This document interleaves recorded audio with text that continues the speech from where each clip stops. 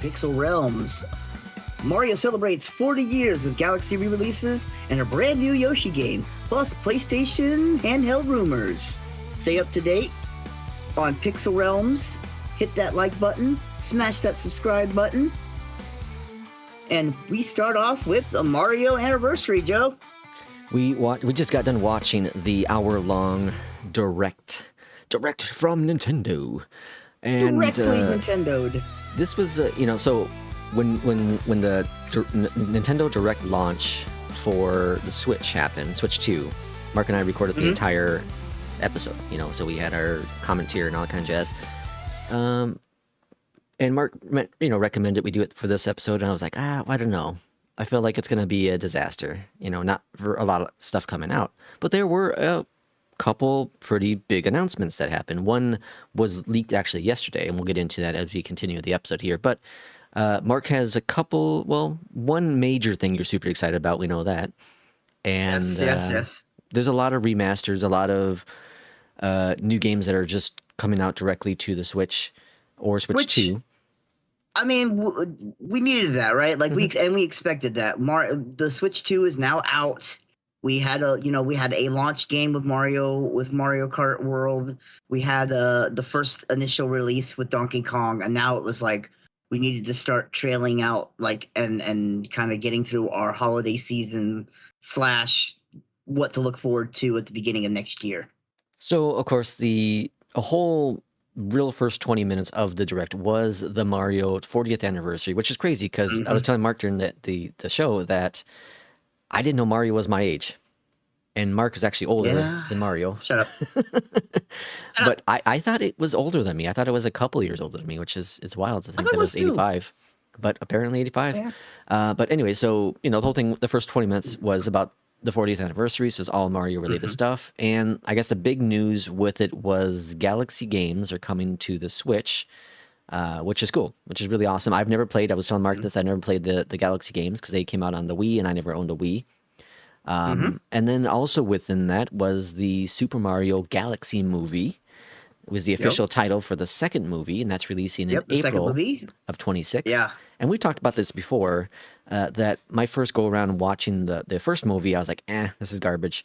And then I watched it the second time, I was like, oh, this is a damn good movie. This is a really fun movie. I had a lot of fun. So I'm definitely going to see the second one. I'm super excited. I actually might go see it in the theaters. I'll see it at, a super late movie, so there's no kids there. I do hope that you play the Galaxy games first. That comes out, when was that? It was October. I think it's next month, right? I think so, yeah. Yeah, I'll play it. I'll start playing them. Yeah, I think once you've played the games and experienced them, that way you can go into the Galaxy movie with at least some knowledge, because it's not going to be cut and dry.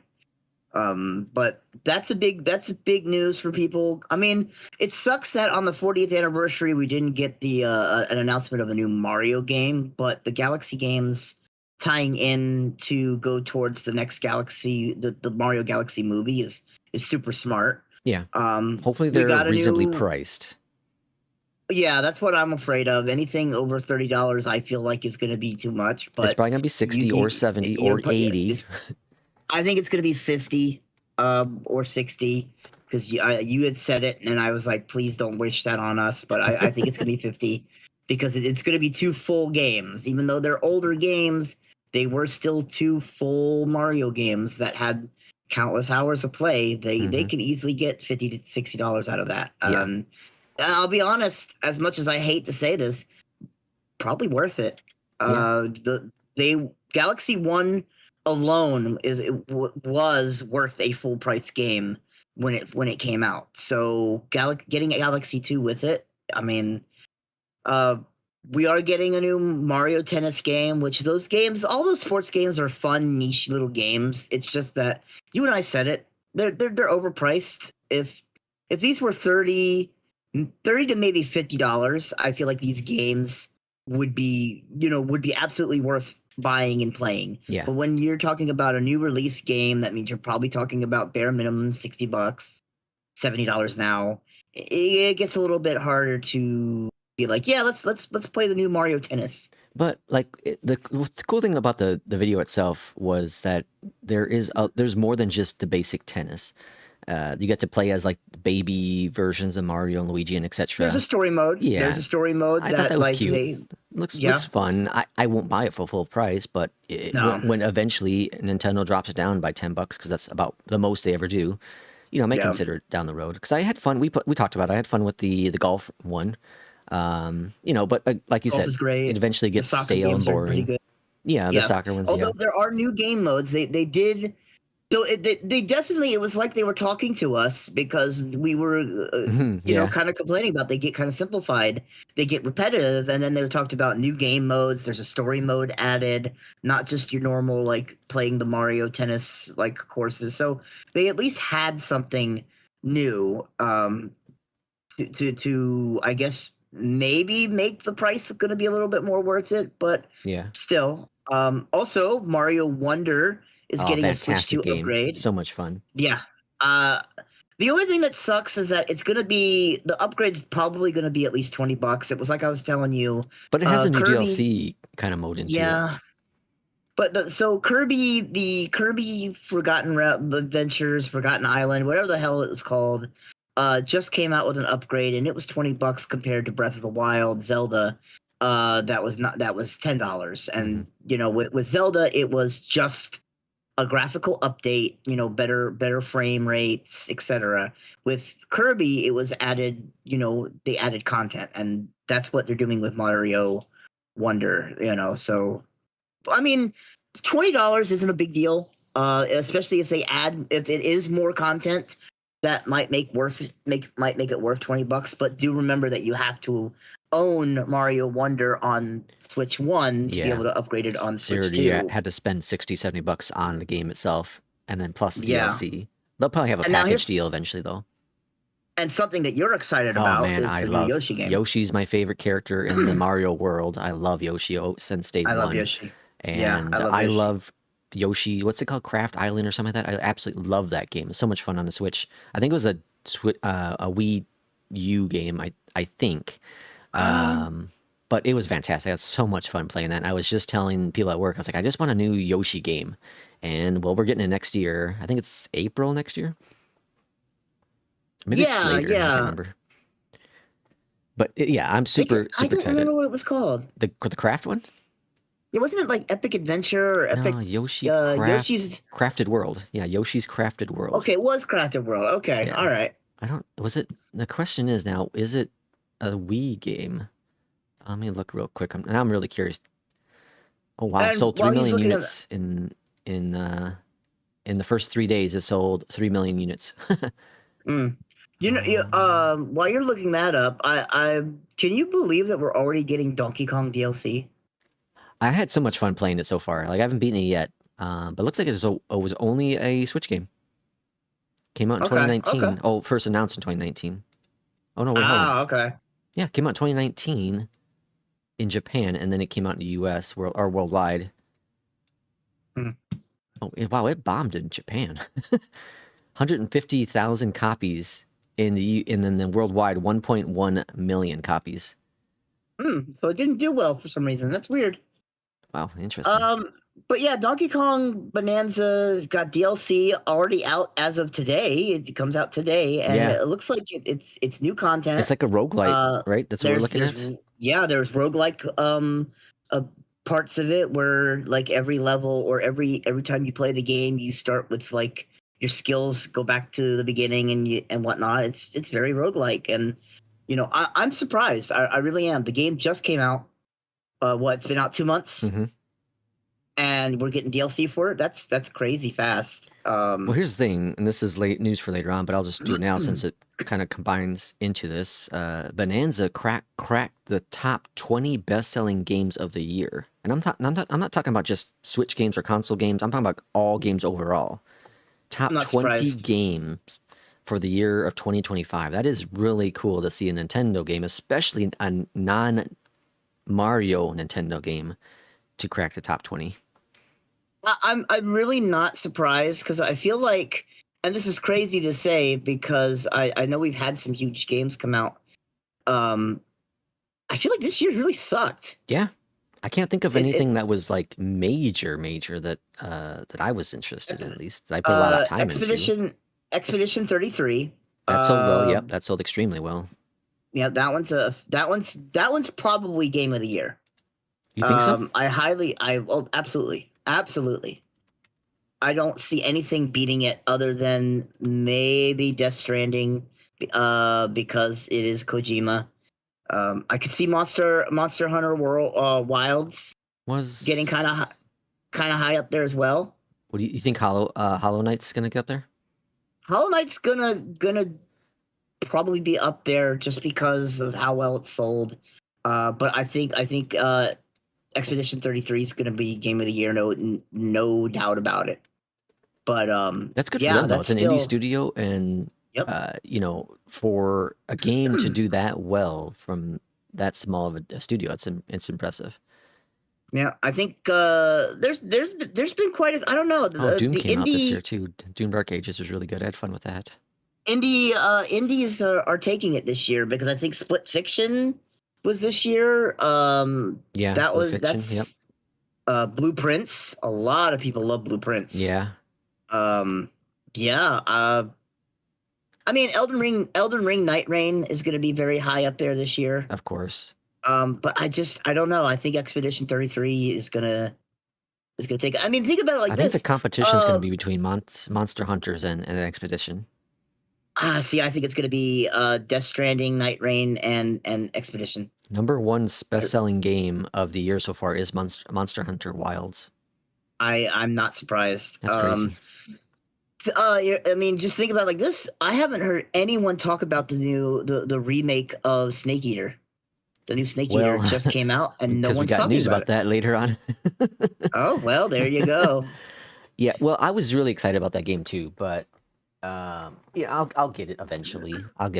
Yeah. I've never really been into the Metal Gear Solid games, but you know, the new graphics and all that. I don't know. I watched a couple of reviews, and they have guys dancing around and with their guns, and I'm like, and I'm not just guys. I'm talking about characters in general, just dance around as they're like flaunting their weapons, and I'm like, okay, I don't know what the hell kind of crack they're smoking when they made this game, but apparently they smoked something. Welcome in, P2. Huh? We got P2's in chat. Oh, hey, what's up? But yeah, going back to the Nintendo Direct, the Virtual Boy was sure something. This was I didn't expect this. They're actually re-releasing the Virtual Boy, the actual device itself, with a Switch dock. With the Switch dock, yes. Yeah, like you dock it like you're docking your Switch, but then you play the games through their online service. That's absolutely. It was, like I said, it was both kind of ingenious and fascinating, but absolutely ridiculous and stupid at the same time. I don't know how you managed to do that. The Virtual Boy, by the way, is 30 years old. 30 years old. Retailed for $180 when it first came out. And it didn't sell. It didn't sell for shit. Here, put this in perspective. The amount of RAM it had, 64 kilobytes. Kilobytes. That's more than like calculators have nowadays. I mean, sorry, that's less than calculators have nowadays, I should say. Yeah. Okay, hold on. Pokemon... released. This is crazy news. Released in July of 95. Discontinued December of 95. Yeah, I mean, like I said, it didn't sell well. You know, the funny thing is we do laugh, but like Nintendo has this weird way about them of like they always seem unfazed, right? Yeah, like they put out a piece of tech and it bombs, but they learn stuff from that tech. They learn from the tech and they develop something from that tech that they use towards something else. Without the Virtual Boy, we may not have had the Wii, period. You know, I know they're two different technologies, but at the same time, you know. My first PC had 128 megabyte RAM. Oh, yeah, me too. Yeah, me too. Yep. Yes, sir. Those old HPs back in 95, 94, 95. Yeah, that's what I had. But that with your AOL dial-up, it was great stuff. Yeah, we talked about that in the last episode, the end of AOL. Yeah, right? That's true. So another kind of clever game that I would probably play, Pokemon Pokepia is basically Minecraft Pokemon, but what they did is actually kind of fascinating. They took the Pokemon Ditto, which it's known to transform and mimic other things. So it basically turns into a human slash like a trainer, and then it meets other Pokemon like Bulbasaur, like Charmander, like Squirtle, and learns abilities from them. And thus you get like the ability to craft, to dig, to plant. Like it's essentially Minecraft, Mm-hmm. but you're playing as this Ditto human that can mimic other Pokemon. Again, it's kind of genius. It's literally kind of like having Pokemon and Minecraft together and not being a mod pack. Because I'm not a Pokemon person, but it looked really cool, and it's something I'll consider down the road because it looked like it'd be a lot of fun. Yeah, no, it depending on price point, depending on what they do with it, I could be, because you and I aren't console gamers. Yeah. We're PC gamers at heart. Mm-hmm. It's very hard to make me pick up my Switch or any kind of console type game. It's got to be that good or that impressive to make us do it, because we don't have a lot of time on our hands. We wish we did. Mm-hmm. And when we do have that free time, sometimes our free time's going into working on like our own content. Mm-hmm. So there's not a lot of time for games. And so a game like this has got to do something really special to warrant putting time into it. So we'll see. It's a clever idea that could be, if it's executed well, could do very good. Then I guess the last big piece of news out of the Nintendo Direct, at least for me, was we're getting a new Fire Emblem game. I love Fire Emblem. Fire Emblem is a great JRPG series. One of the big things that it boasts is character death. You could permanently lose characters that you've invested time and resources into. So it's more of a strategic RPG, tactical. It's a tactical role-playing game other than just your outright like RPG. Yeah. So there's things that you could lose. There's lots that could happen. So I really like that. The Three Houses game that was out on the Switch was fantastic. One of the best games. It was one of the best games of that year, I believe. I think it was 2001 or 2002, I believe. And it even came out with a DLC, and it was really good. So the fact of the matter is that any new Fire Emblem is good on my part. And yeah, I'm looking forward to it. Yeah, Mark's really excited about that one. There were rumors that Metroid, release date would come out today for the Direct, but clearly that did not happen. Surprised it didn't. Yeah, we did get a little bit of Metroid 1 through 3. Yeah, the remaster. But that's about it. Mm-hmm. Yep. And so really, the first 20 minutes was really, really cool. It was the 40th anniversary of Nintendo, and then the last 40 minutes was, a bunch of just other games in there. And then, of course, they had as Mark was going to point out while we're watching the Direct, one more thing, and that was the Fire Emblem that was released. Yeah. So it was a decent Direct for sure. I'd say it was better. Personally, I'd say it was better than the Switch. Yeah, the Switch 2 Direct, which was an hour long as well, of garbage. Yes, it was. So there's hope for the Switch 2. Like, I have fun playing Bonanzas. I have fun playing the Mario Kart game. But to see new games coming out for the Switch 2 is great. I don't know. Is the new Yoshi game is the new Yoshi game only a Switch 2 game? I think so. Switch 1? They didn't. I think it's Switch 2. They didn't talk about it at all for Switch 1. Okay, I wasn't paying enough attention to the little icons at the top. Yeah, don't quote me on that. Yeah. So either way, it was one of the better Directs, and we'll see. Eventually, they're going to announce, the new Metroid game. Actually, hold on. Mm-hmm. They did. That was Metroid Beyond. Metroid Beyond was the released one. Okay, never mind. That was December 4th of 25. I guess that was the one that everyone's been waiting for. I thought there was another Metroid game coming out. I did too. I actually did too. Good thing you told me because I didn't know. Okay, so Metro Prime 4 Beyond will be released on December 4th of this year. And that the Yoshi and the Mysterious Book is Switch 2. It is a Switch 2 game. Okay. Switch 2. Yep. Interesting. Well, there we have it. So that covers the direct. On to non-direct stuff. Speaking of Mario, somewhat so. This is crazy to think. Mario Kart 8, which was a Wii U game, right?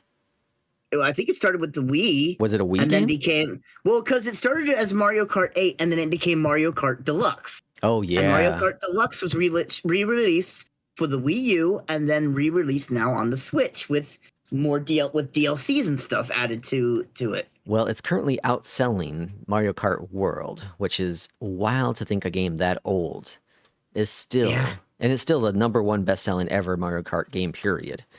It's never going to get beaten. It's never going to be beaten. Yeah, that's especially if it's on so many different consoles, where it's crazy. Switch 2, technically.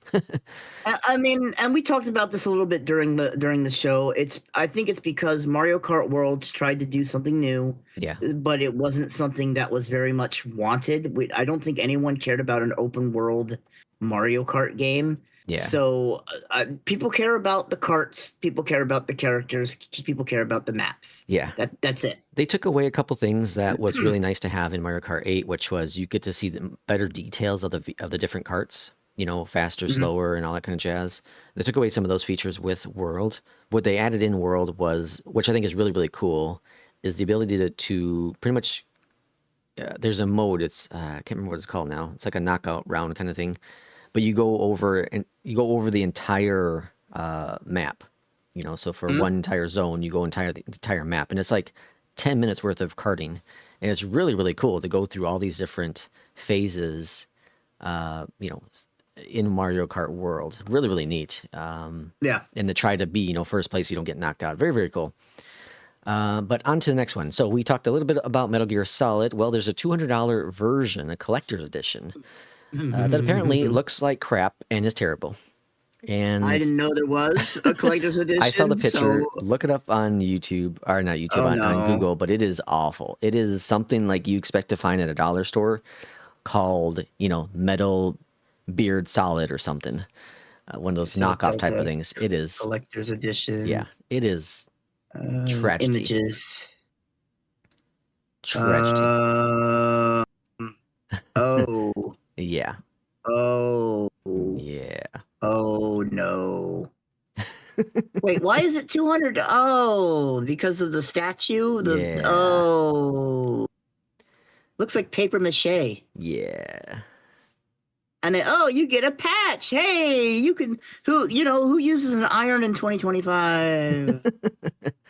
Okay. Yeah, okay. Yep. Mark, I want you to cover this next one because this is your favorite person. Oh, Hideo Kojima? Yeah. Yeah, I love Kojima.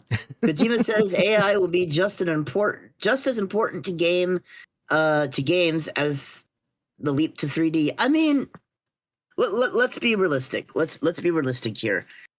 He's not wrong. There are tons of games that are already starting to use AI, and we've talked about this in the past. Yeah. It's the same thing that we even talk about because of our podcast. Yeah. We love artists. We would love to have custom thumbnails for every single one of our episodes. We are currently sitting at 8 subscribers. We cannot afford to have custom art for all of our thumbnails. Neither one of us are artists, so we do use AI to generate our thumbnails. Mm-hmm. There are a lot of games currently that are using AI. Now, let me reiterate something here. When I mean that I'm not surprised, and I think it's kind of important to understand here with the AI, is that indie developers, small studios especially, are probably going to need AI to be able to put their game out and make it a fully fleshed out game because they lack the money to put into resources that you would pay money for someone to do. Yeah. Now, here's the thing. You hope the game sells well, and then they can later afford actual art for their second title. Now, we're not so AI. Yeah, AI is the new internet. You're right. You're right, P2. It's the new internet. It's all over the place. And here's the thing: sometimes it's necessary. There are so many content creators and stuff that's going to be out there, especially now in this day and age, that need AI to be able to do things because, again, artists need to make money, so they have to price their stuff accordingly. For my VTuber stuff on my other channels, do custom art. I've bought custom art from artists. I have not spent less than $75 on a singular art piece. $75 doesn't sound like a lot of money to some people. $75 is a lot of money to me, to Joe, to regular people. Yeah. So the fact that I'm paying $75 and I've ordered one, two, three. I've probably ordered about 10 things in the course of a year. $75 times 10, Joe. What's that? So I'm not a math person, but that's like at least $750. Yeah. $750. That's almost $1,000 that I could be paying towards my rent, for example. So obviously, most people can't afford this. So obviously, we're not saying that AAA developers should be using AI. No, I don't think any should. That's awful. It's a company that's making millions and millions of dollars a year. Exactly. Should not spend a single penny in AI art. If you were a big company, if you were a AAA, a AA, a single A, B, Z, D, E, F, G, I don't give a shit. If you are a multi-million dollar company, you better not be using a goddamn AI for your stuff. But if you are an indie dev of maybe a small team of a handful of people and you're just trying to put out your first game to try and get your foot in the door, and if you need to use AI to get into that door, then goddamn use the AI. Like, this stuff is here. People vilify AI. It's not something to be vilified. It's vilified when used incorrectly. Yeah. But AI is just like what it's essentially what mechanics use to work on cars, right? You got your wrenches, you've got your drills, you've got all kinds of physical tools. Well, AI is a digital tool for people to use digitally, and that's what it is. It's a tool. So use it as a damn tool. Yeah, I agree. So as much as I don't like Kojima, I don't disagree with him. I think it is going to be important because I think it's going to continue to help people get in the door. Because if you don't, what if someone's sitting on an idea that they want to implement, right? Like they've got this $1 million game idea, but they have to use AI to be able to get the game out because they just don't have the funds otherwise. Yeah. Then do you vilify that person and not let that game get out that could potentially be a multi-million dollar idea? No, of course not. And it could be beneficial when it comes to coding. Yes, absolutely. Sometimes you run into this rut where you're like, I don't know how to do this. I can't figure this out. And then you can pop in the code into AI and be like, oh, that's how I do it properly. Okay, cool. Because, for example, ChatGPT, you can provide it with that information and it will tell you, well, do you want me to solve this for you? Or do you want me to help you, navigate through it step by step? So you can use it to learn how to do things properly. It's really, really cool. Like I said, it's a tool. Use it for beneficial. I was using it to test just to see how it would do with a photo restoration. Jeez. And when I uploaded it and I said, hey, can you clean this up? It came back with a prompt saying, hey, do you want me to walk you step by step on how to do it with Photoshop or something similar? Or do you want me to do it all for you? And I was like, wow, this is really, really cool because it would tell me, well, what step I need to do first in Photoshop to, fix this and then go forward. So I thought that was really, really awesome. It's like having that digital teacher that you can use to learn additional skills. Yeah, and like P2 said in the chat, he uses AI to help to build enterprise grade software. Exactly. That's a proper use of AI. Yeah. I do it. I use ChatGPT to help me fully fill out my YouTube videos because I'm not a great linguist. I'm not great with certain things like YouTube tags. I've never been good at YouTube tags. So I use AI to be like, hey, what YouTube tags should I use? Well, here's a suggestion. Use these. Okay, that makes sense. Well, so it's not like it's not making the video for me. It's not putting the video out for me, but it's giving me suggestions to help me fill out my video to potentially get more views. That maybe my video that maybe does 1,000 views. Granted, that's still not a lot to a lot of people, but 1,000 views is a lot to me. Maybe my video doesn't get 1,000 views because I didn't have proper tags. Yeah, yeah, and I use it for the show notes here. So, or for the description of the stuff. I also use it on my Flight Sim channel. So I put together everything I want to talk about, and then okay, can you break this down into a really quick conversational piece so I can pop it in for description? And that's where it's super beneficial. Exactly, and that's what we're saying. Like, as long as you're using AI as what it's supposed to be, a tool, and not your be-all to end-all, I don't think there's anything wrong with that.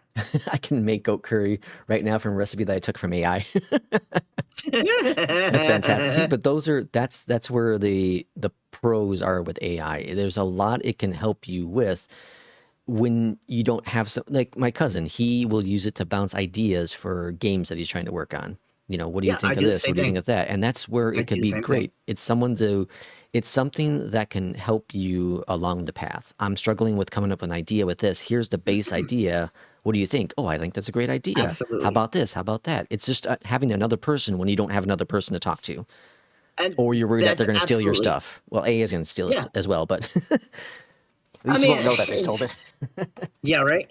All right, back to the news though. So, Mortal Kombat 2 was supposed to come out at the it was supposed to come out in October, I think. In May. Oh yeah, it was May. Yeah, no, it was supposed to come out in May of 2026. It's getting bumped up to October 24th of this year. I don't know. Is that a good? Is that a good thing or a bad thing? Reverse that. Oh, inferior. Oh, yeah, you're right. I apologize. Your soul is mine now.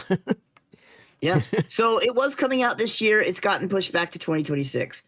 That tells me a lot of things. That tells me that they're not done shooting some things, and that they want to make sure, hopefully they want to make sure that this means that the movie's getting properly finished. Well, here's the thing. I was reading about it, and apparently the main executive producer, or whatever, he said that with all the excitement from the second movie, when it got the trailer came out, that they want to make sure they do the fans justice.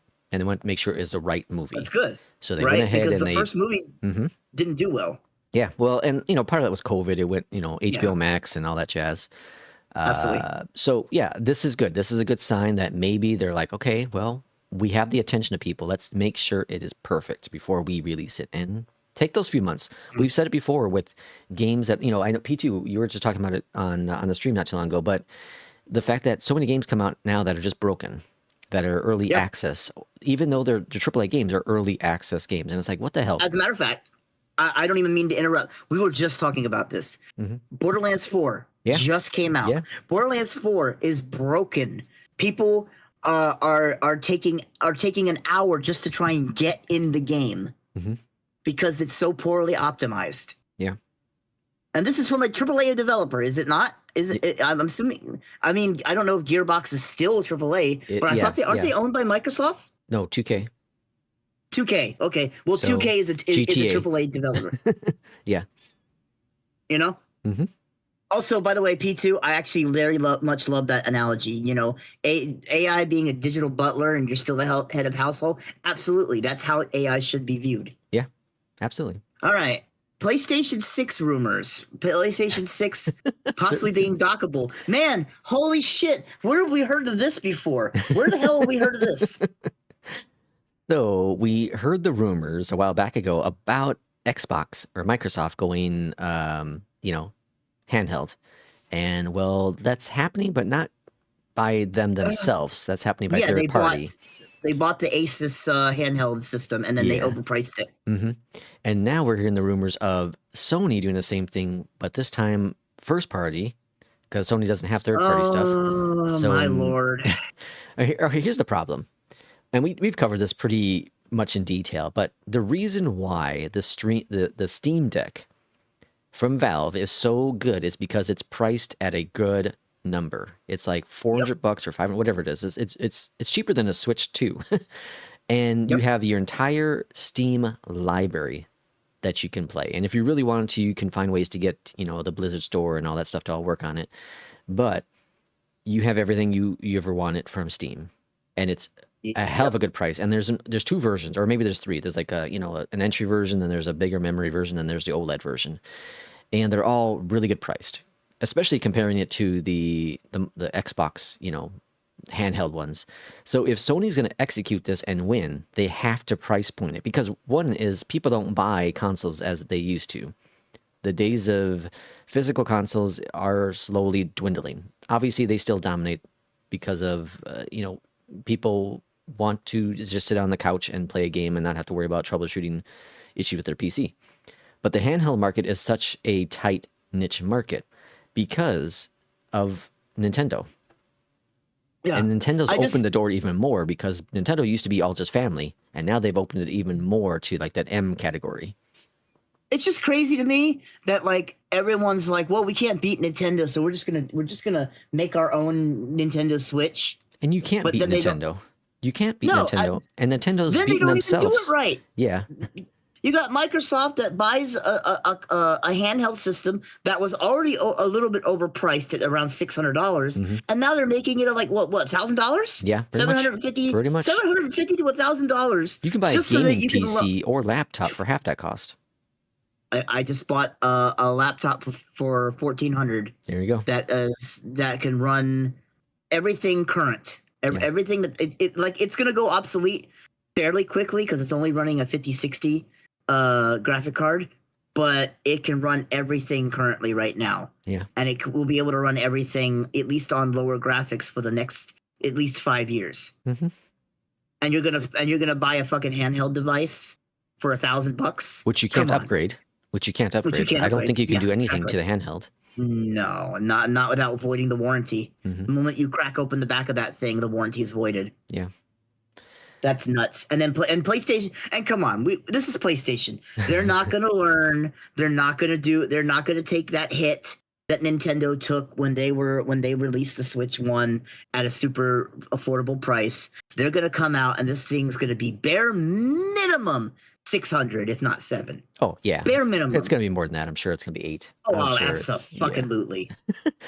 The thing. Here's the thing that's crazy is, we covered this a while back ago, but we had a couple episodes when it was the Sega and Nintendo wars. We had the Xbox and PlayStation wars, right? What happened? What happened to the consoles? And now, and you look at, and people are laughing at the Wii U and like, okay, this is the death of Nintendo.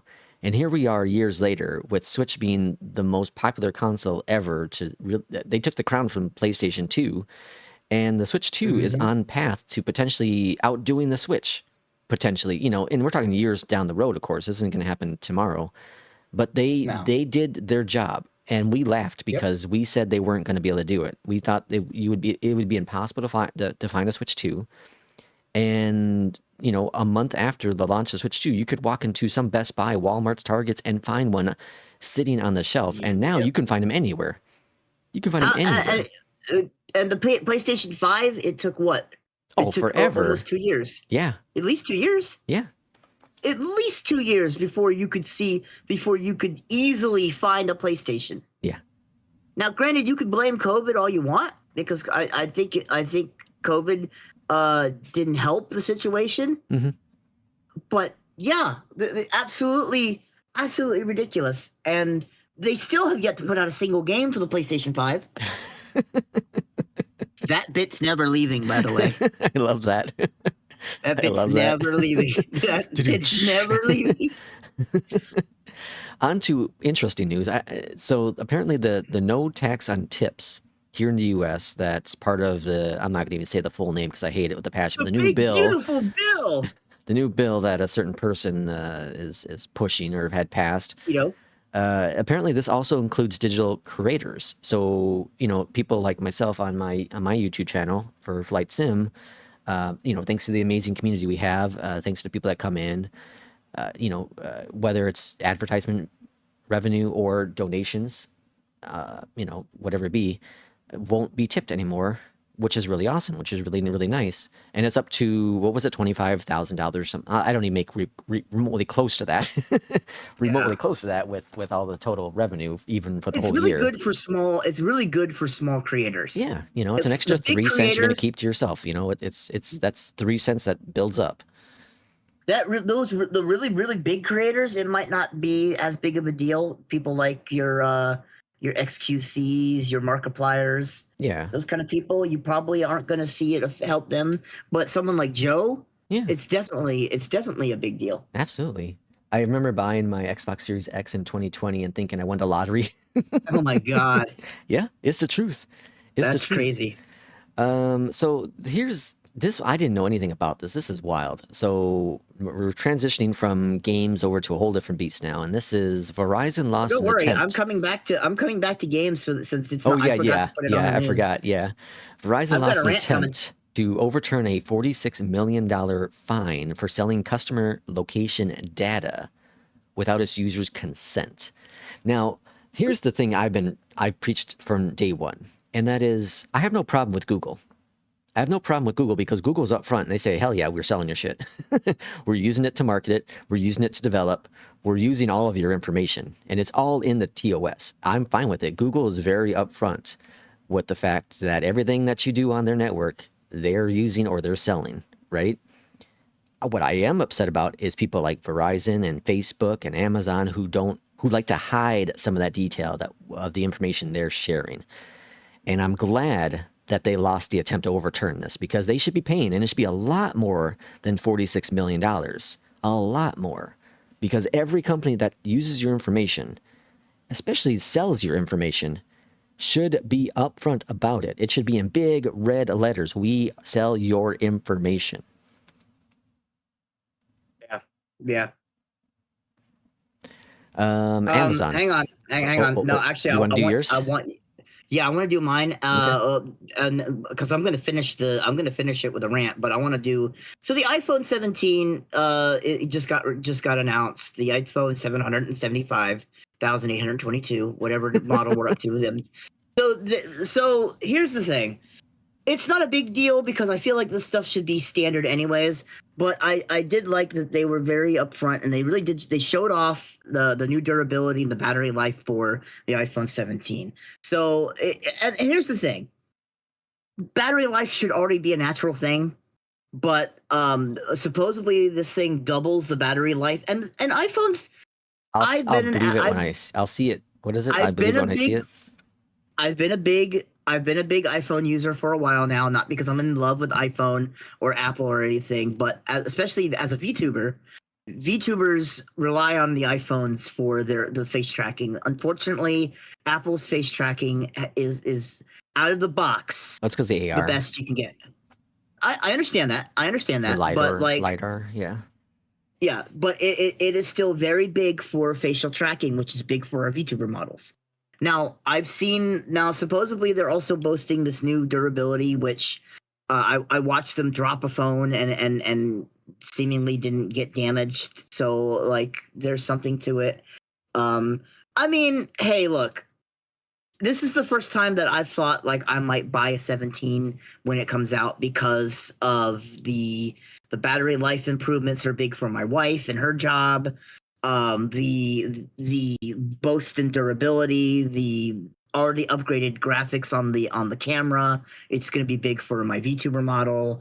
It's another iPhone, right? Mm-hmm. Like, we'll see what they do.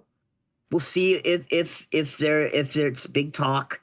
But I did watch the Apple conference, the Apple you watched the announcement. Whole thing?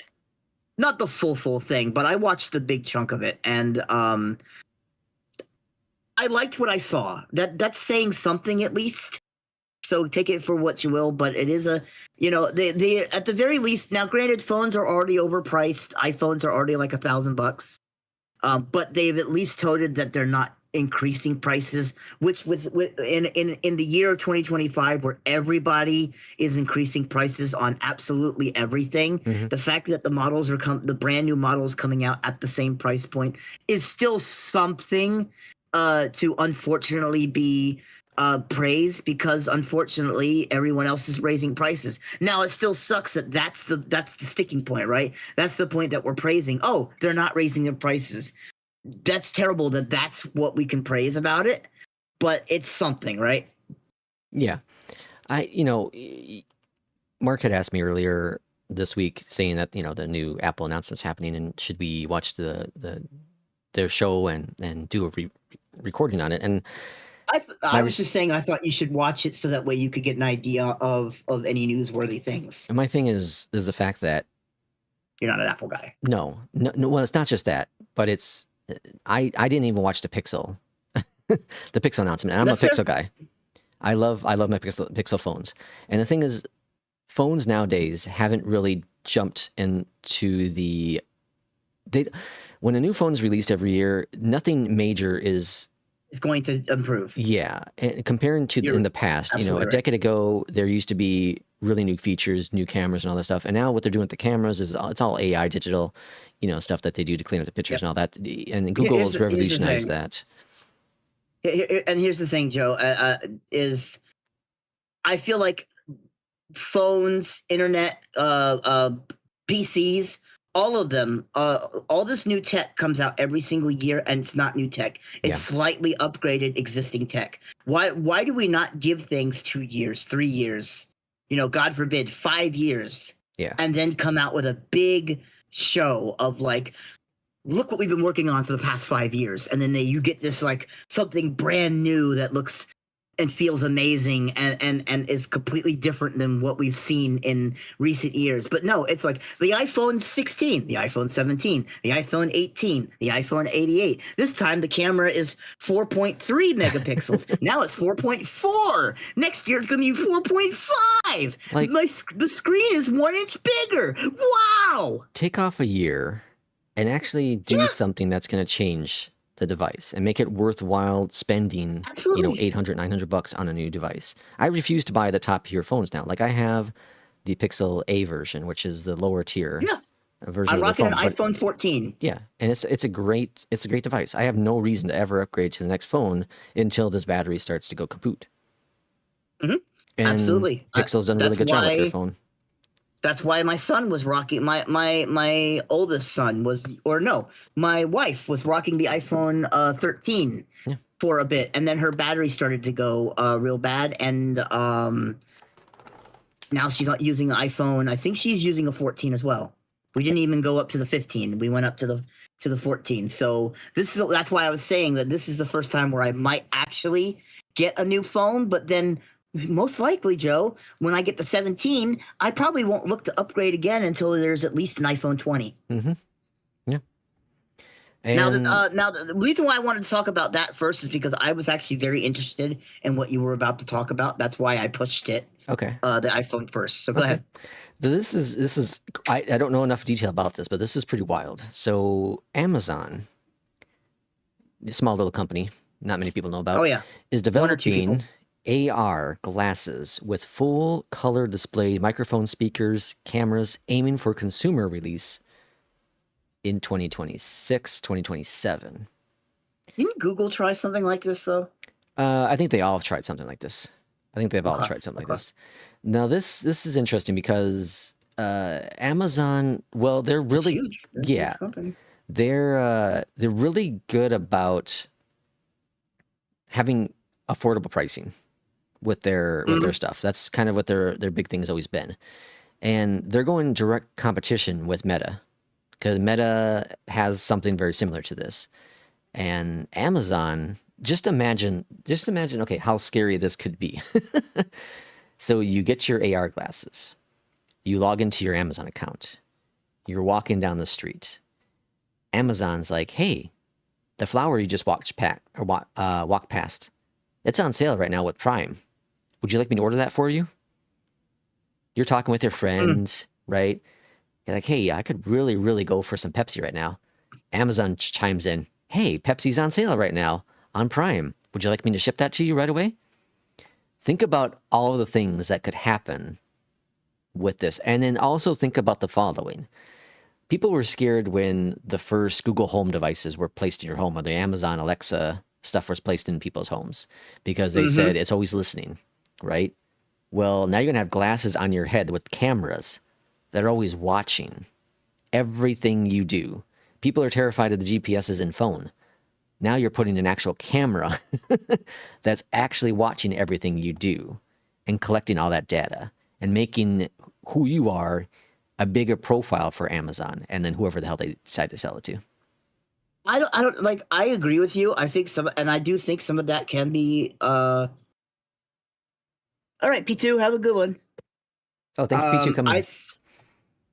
I think some of that is absolutely risky. I do agree with you, but I also like some of the possibilities. Like, could you imagine how many times have you? Well, I don't know about you, but I have gone to a doctor's office for the first time. Mm-hmm. Never been there. I'm going out of my way. Maybe I have to have some special tests done. You should know you were ill for a while, and you probably had a lot of new doctors for a little bit. How many times did you not know where you were going and you used your phone and entered a GPS and was like, and had to follow that, and you'd have to occasionally maybe let your eyes leave the road for just a half a second to glance at your phone. Now, if you're wearing glasses that could potentially have the GPS on the phone, maybe have a map displaying which direction you go, there's a possibility that maybe I could see the possibilities. For very good things like GPS tracking. For example, I think would be fantastic to have like a map that you can that's kind of in your head rather than like having to glance at a phone, freeing your phone to do other things or just not be touched while you're driving. There's all kinds of positives with it as well, but there's also a lot of things to be considering if you're going to be wearing one of these glasses all day. Now, apparently, this is the first entry that Amazon's looking to have into the consumer market of AR glasses, but they've also already been working on specialized glasses for delivery drivers that, as you were just saying, offer turn-by-turn navigation on a small screen at each stop. So instead of looking down at your screen, you see it in your, on your head there or in your eyes where your next stop's going to be. And that could be very, very beneficial for drivers, for sure. Yeah, obviously they have to be light and not bulky, and my wife is a UPS driver. Yeah, this could be something huge for her, especially if they make them if the lenses for the glasses are prescription. Yeah, if they make prescription versions of these glasses, this could be a huge thing. Connecting to your phone. Yeah, and that way you can just hit like maybe the side of your glasses. And it connects the phone, so that way you don't have to reach down and pick up your phone, and you could just tap the side of your thing like you would like an ear device, and being able to answer the phone call, and that way you don't have to leave your eyes off the road. Little things like that are going to be huge if done right. And just think about this though: is none of this is new. Bose actually was working on this. Bose, this is wild. Bose, the speakers, the headset, they were working on AR glasses like over a decade ago. I'm surprised Microsoft hasn't really come out with anything huge for that yet. They worked on it with HoloLens and they scrapped it. Yeah, because they were supposed to be selling the stuff to the military. HoloLens, I was expensive. I was excited about HoloLens. And the thing is, they have to find a way to lower the cost for mass consumers to purchase it, and that's why the Quest has done so well, because it's an affordable device. Compared to some of the other VR glasses stuff, the Meta Quest stuff is super, super affordable. So we'll see what Amazon comes up with, and if this is, they're expecting to make at least 100,000 units for the initial production. So they're expecting a small amount to sell. We'll see what happens. Like I said, Meta has had a partnership with Ray-Bans for a while now, and they've sold millions of them, and they've been launched for almost 2 years now. So we'll see. Funny. I don't know anyone who's bought one. Nah, me neither. And then I think Mark has a rant coming up here. Fuck Nintendo. Oh, okay. Fuck them and their greedy whore asses. Oh, geez. Okay.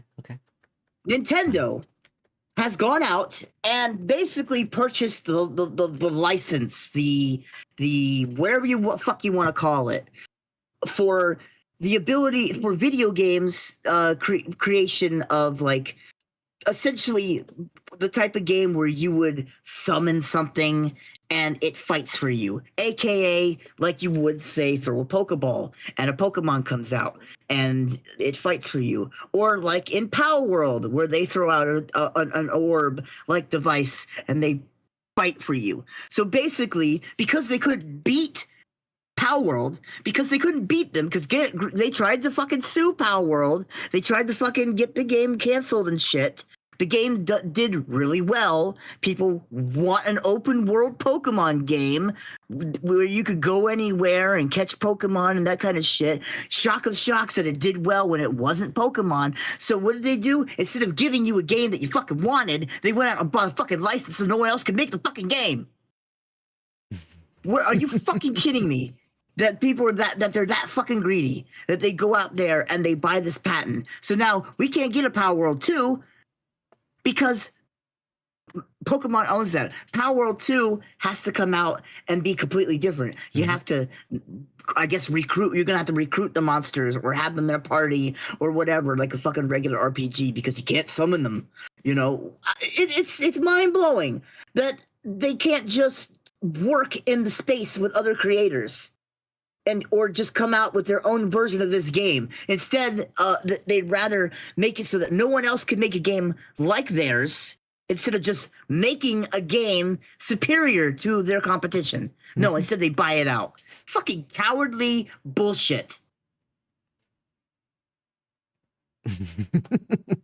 Cowardly fucking bullshit. That's what it is. It's like when fucking the NFL was bought by who was it? I forgot who bought them. EA. When EA bought the license, so you couldn't make another NFL football game. So instead of making a game that was good, making it superior to other NFL games, they're like, well, we're going to take our ball and go home, and we're just going to license the NFL so no one else can make an NFL game, instead of making a game that's good. And that's why you got the rinse and repeat garbage that you get every single year with Madden. It's... I'm glad you ended this with that. I'm very glad. Why? So you could censor everything? No, because you would have been angry the whole episode then. Yeah, that's fair. Although I did have 2 different rants, I think, in the episode. The first one wasn't a real rant, but just a partial. But Joe, come on, tell me what. I know you don't play Pokemon. I know you don't play Power World, but like, you know, your analogy of the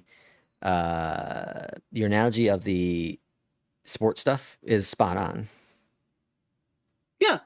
You know, and that's why you get that's what it tells me. You know what it tells me? It tells me Nintendo and Pokemon are just going to give you the same shit every single time. Instead of revolutionizing and saying, okay, Power World, you did this thing? Well, guess what? We're going to come out with something even better. No, instead they just wanna let's just put a new layer of paint on top of it, and here's Pokemon whatever, Pokemon A B C D E F G. Instead of having a brand new game with a brand new experience, they're just gonna copy and paste everything. Copy and paste. It's sickening that a company that big went against a little company like that, like the people who made Power World are not a huge company. I'd never heard of them until Power World came out. Yeah. And Power World had a hit. Well, it's all about taking the creative money from people. Yeah. It's just like, I don't know. It just rubs me the wrong way. It rubs me the wrong way that people can't exist in the same space with each other. It's like, look, okay, we acknowledge that you made a game that people want to play, but it's not our game. It's not Pokemon. So here's what we're going to do. We're going to come out with a Pokemon game, and we're going to absolutely obliterate your ass. That's what Nintendo's response should have been, was we come out with a Pokemon game that absolutely floors and obliterates the competition, so that way Power World goes, we can't make another Power World game because Pokemon will never be beaten. That's what Pokemon should have done.